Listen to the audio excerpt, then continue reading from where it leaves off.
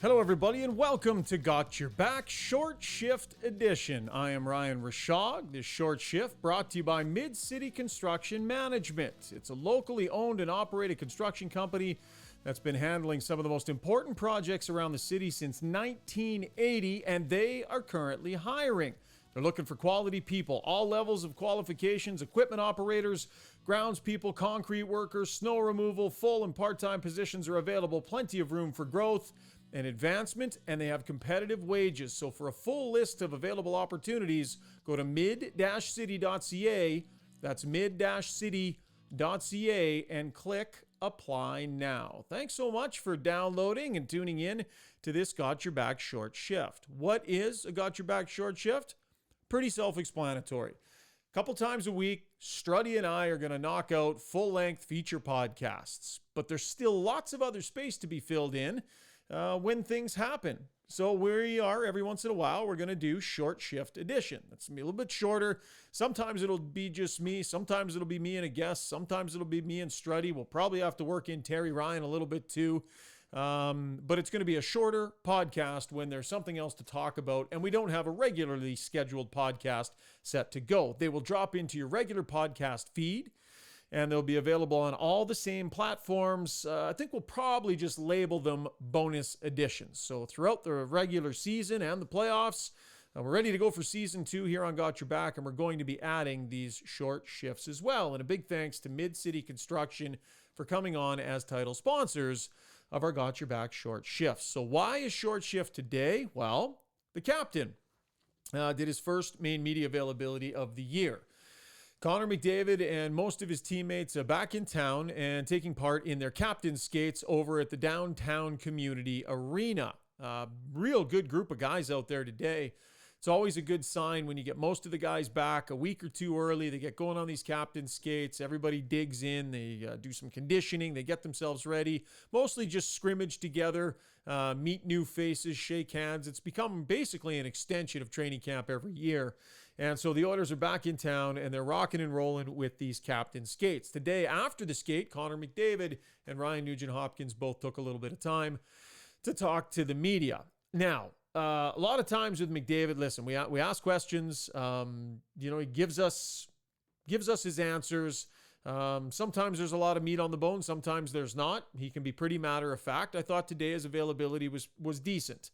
There were a couple of things that stood out to me that McDavid said today. So let's get to some of that sound. And as always, brought to you by Average Joe's. Our Average Joe's soundbox is Average Joe's is on Baseline Road in Sherwood Park. I hear it was absolutely rocking over the weekend for the start of NFL season, so we thank them for coming back as our novelty sponsors for the sound box and our email inbox, Average Joe's, Baseline Road in Sherwood Park.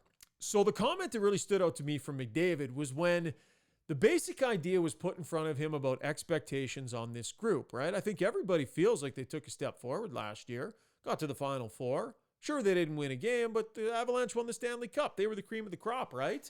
So the Oilers took a step. Well, McDavid, in some ways, kind of said, not so fast. Like, they're not getting too high on their horse about this big step they took last year. McDavid wanted to point back to 2017. And keep in mind how close they got to the Final Four back in 2017, and everyone thought it was going to be such a big step forward following that year, and we all saw what happened the following year. It was not good. So McDavid, with I thought was some good perspective on what they accomplished last year compared to what they'd done in the past, and maybe not buying into the hype about this giant step forward. Yeah, I mean, we really only won one more game than we did in 2017, so obviously it feels like we were closer last year than the previous year, but it's just one win. So we still got a long ways to go, and we know that, and it takes everybody, and it takes all season long. So. Really, they only won one more game than they did back in 2017, right? Game 7 of the second round against Anaheim. Had they won that, they're on to the Final Four. And they didn't win a game against Colorado. So I think it's a good sign that McDavid is coming back with a realistic view on where they were and where they still have to get. Are they a better team this year than they were last year? We'll see. I think they have a chance to be. We'll see what happens with the goaltending. We'll see how the blue line holds. But you don't just show up in training camp again the next year and get better results than you had the previous year. It needs to be earned, and this core group learned that the hard way. Another interesting comment, I was wondering about what McDavid's goal scoring total might look like this year.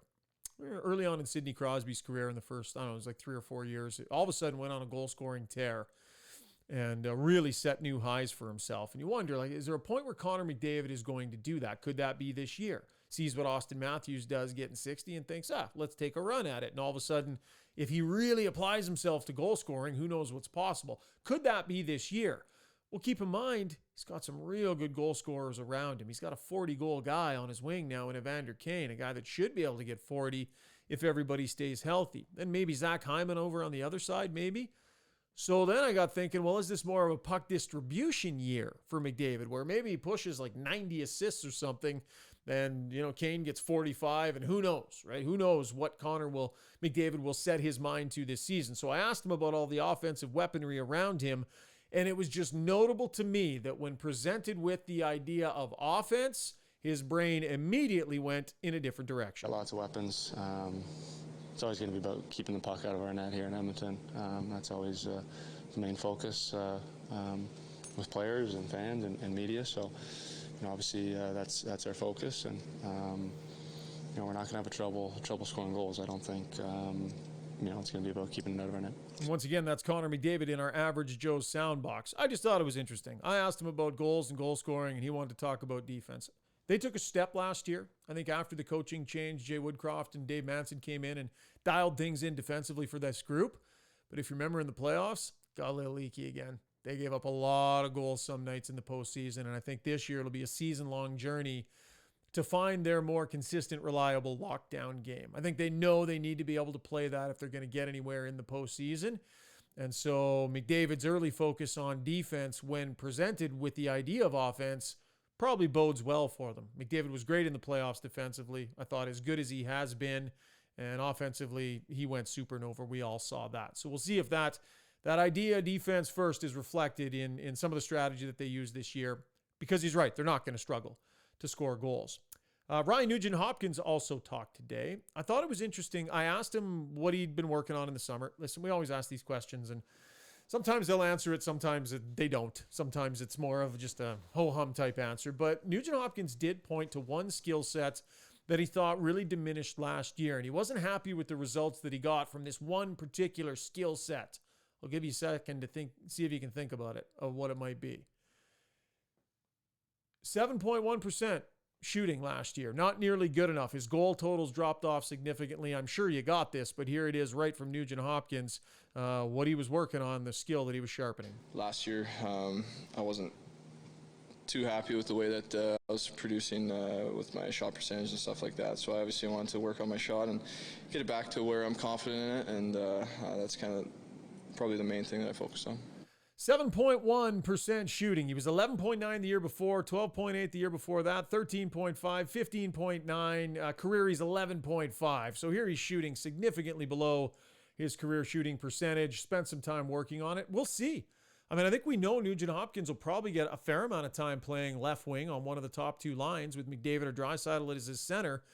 He's got a pretty good shot, like when he gets that snapshot away, but if he's put a little more zip back on it this year, maybe we'll see Nugent-Hopkins push some more even strength goal totals, and I think the Oilers would love it if he had more of a shoot-first mentality, especially at even strength. So that from Ryan Nugent-Hopkins as we went back to our Average Joe's sound box. Okay.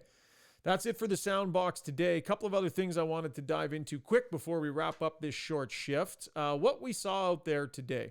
Tough to read into too much, right? It's a captain skate. It's not official. McDavid was playing with Draisaitl and Kane. Who knows how much, if they're going to start camp that way or not. We're not going to read too much into combinations. What I will say was notable, Daniel Nugent-Bowman pointed it out on Twitter as well. Philip Broberg played a lot today on the right side. Now, is it realistic to expect Philip Broberg to step in at the NHL level and be able to play on his offside? I thought he looked pretty good today, but it was a no-hitter and it was a scrimmage. People who watched him play in the American League indicate that he did it regularly down there with a certain level of success. I don't think it's a good idea. I think he should play left. The NHL is a really tough league, and when you're learning, You need every advantage you can get. I think you want to play him on left. I think that's where the natural spot is for him. But he has the benefit of being a guy that can shift over, and it was notable today. Paired with Niemelainen, spent quite a bit of time on the right side. Actually made a really nice move at the blue line. A puck came back to him, the offensive blue line. He kind of tapped it around a guy, did a little spinorama. It ended up in a goal for his team. Again, it's shinny out there, so we're not going to get too excited at this point. But Broberg spending some time over on the right side. Stuart Skinner was out there, all smiles. Jack Campbell out there, all smiles. They're going to get lots of smiles from the crease this year. Two pretty upbeat guys. Going to be really interesting to see how that competition develops and the level of goaltending that they get. Not a lot to read into from the captain's skate today. Other housekeeping notes. Let's talk PTOs. I believe the Edmonton Oilers are looking at bringing in 2 forwards potentially on PTOs if they can. I believe they have an offer on the table for Jake Virtanen to come in on a PTO, and they'll maybe look at one more forward depending on what Virtanen does. I think there are some other teams that have a similar offer on the table for Virtanen. Listen, full disclosure, I probably wouldn't do this if I were the Oilers. I think it's always about risk versus reward and potentially, what benefits can you reap. Jake Virtanen, high pedigree, was a high draft pick, but hasn't played a lot in the last couple of years. And he's been through some stuff, right? He just finished a court case where he was found not guilty in an alleged sexual assault case. And very important to note that he was found not guilty in that case. And it's been a long grind for him working his way through that. Barely played hockey the last couple of years. Now he's trying to work his way back to the National Hockey League. And there are teams that are willing to give him a look. Again, found not guilty in that court case. But that doesn't change the fact that there is a big conversation happening in hockey right now, in large part around the treatment of women. Quite frankly, what we saw in allegations that have surfaced about the 2018 World Junior team, this is a very prevalent conversation. And I think you open yourself up to certain level of criticism when you make a decision to bring in somebody like Jake Virtanen, who's right on the tail end of working his way through those things. Again, found not guilty, but still, it comes with the conversation.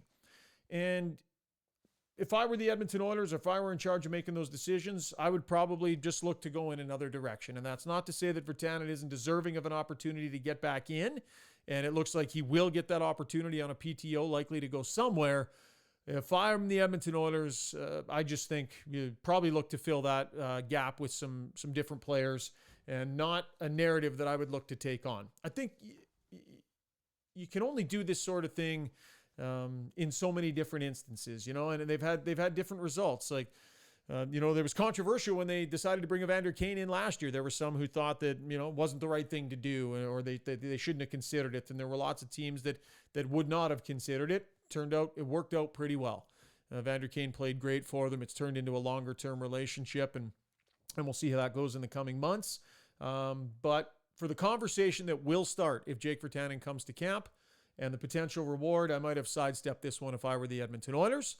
We will see where that one lands. Again, I think they could look to bring in an additional forward as well, even if they do end up getting Jake Virtanen in on a PTO. I don't believe they're looking to bring in a defenseman on a PTO at all this year, although we will see.